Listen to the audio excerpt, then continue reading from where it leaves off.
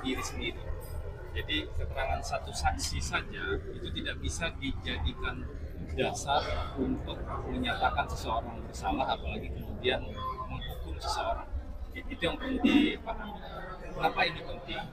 Karena dari setengah hari sesi pemeriksaan saksi Saiful Bahri ini, kami mencatat cukup banyak pertentangan dan kontradiksi dengan keterangan saksi-saksi yang lain yang sudah diperiksa sebelumnya.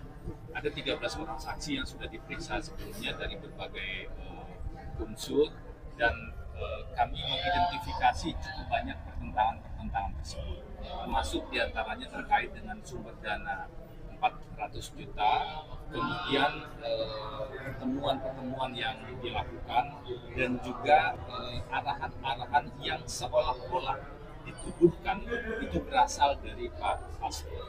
Padahal kalau kita simak baik-baik lagi, ada satu poin yang disampaikan oleh saksi yang sebenarnya sinkron dengan saksi yang lain. Kalau benar pertemuan antara Pak Hasto terjadi dengan Saiful Bahri dan Doni, sebenarnya tidak ada arahan sama sekali terkait dengan penggunaan dana dalam pengurusan Harun Masiku di KPU tersebut. Tidak ada sama sekali, dan yang menafsirkan kemudian adalah Saiful Bahri, dan yang membicarakan tentang berapa dana operasional dan lain-lain adalah Saiful Bahri dan Doni. Ini yang muncul tadi, tapi seolah-olah kami melihat seolah-olah ada upaya untuk mengkaitkan satu dengan lain halnya. Jadi beberapa fakta tercecer kemudian dihubungkan atau dikait-kaitkan yang tujuannya tentu saja untuk membangun kesimpulan sesuai dengan dakwaan. Padahal kami melihat hal tersebut adalah hal yang berbeda. Perlu kita pahami dan kita pilah secara jernih. Keputusan dan instruksi partai adalah sesuai dengan putusan Mahkamah Agung dan juga fatwa Mahkamah Agung, menjalankan langkah hukum yang konstitusional agar suara yang masuk kepada caleg yang meninggal dunia itu masuk ke partai, dan kemudian partai memutuskan siapa yang berhak menerima itu. Ada proses sejak awal yang sudah dilakukan secara hukum sah dan konstitusional. Tetapi di tengah jalan, nah ini harus dipilah secara jernih. Di tengah jalan ada pihak-pihak tertentu yang tiba-tiba punya ide atau menyalahgunakan situasi atau apapun juga, yang kemudian bicara soal ini dan operasionalnya berapa. Jadi kita harus urut sejak awal nih. Perintah partai yang kemudian disampaikan oleh Pak Hasto selaku sekjen adalah di jalur hukum, dan itu memang hak konstitusional partai. Jangan sampai kemudian ini yang dicampur adukan, sehingga kita betul-betul perlu secara clear, secara jernih melihat siapa yang melakukan apa dan pertanggungjawabannya bagaimana. Nah, poin terakhir yang kami juga terus mengingatkan, selain secara jernih memilah mana yang merupakan langkah konstitusional, yang merupakan langkah partai dan yang dilakukan oleh Pak Hasto selaku sekjen, dan mana yang kemudian langkah pihak lain yang mengambil keuntungan sendiri, ada hal lain yang juga harus dipilah, mana yang fakta-fakta yang relevan, mana fakta yang tidak relevan tapi dicampur adukan, dan mana yang sebenarnya adalah kesimpulan.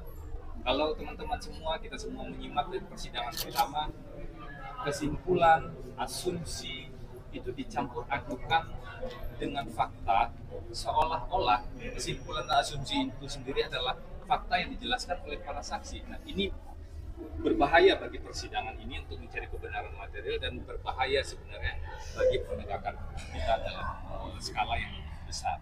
Jadi nanti ada sesi penyidik bernama Rosa. Ini jarang sekali terjadi.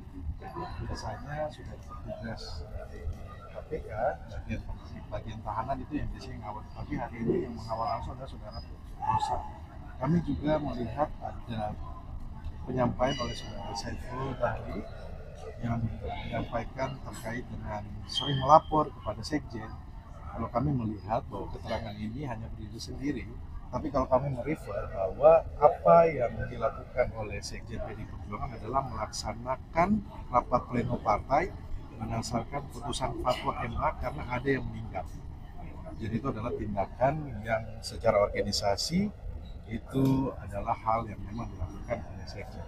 Nah, terkait dengan sumber dana 400 juta rupiah, ini sudah disampaikan oleh saudara Doni Tristitoma bahwa dia menyebut nama Mas Hasto agar Saiful Bahri ini buru-buru atau cepat-cepat datang untuk mengambil uang 400 juta tersebut.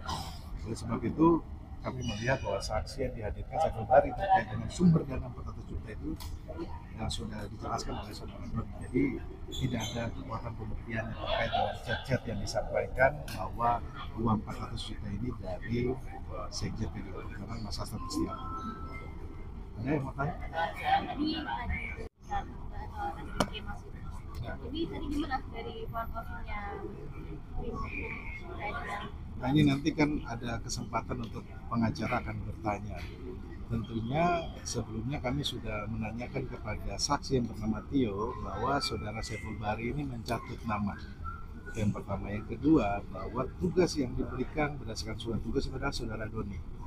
Dan juga tadi Saiful menyampaikan terkait dengan lobby ke KPU itu bukan dia tidak melaporkan kepada Sekjen PDI Perjuangan Mas Hasto Kristianto. Jadi menurut saya sudah clear dan jelas bahwa ini adalah perbuatan pribadi yang bertindak atas inisiatif sendiri yang ujungnya adalah untuk memperoleh keuntungan. Karena apa? Nanti kita akan buka di persidangan ada uang yang memang operasionalnya lebih besar kepada Saiful Bahri daripada kepada Tio maupun kepada Doni. Contohnya Wahyu minta 1 miliar, ternyata Saiful minta 1,5 miliar. Artinya apa? Di sini ada motif ekonomi yang memang dimanfaatkan oleh saudara Saiful Bahri untuk kepentingan pribadinya. Oke.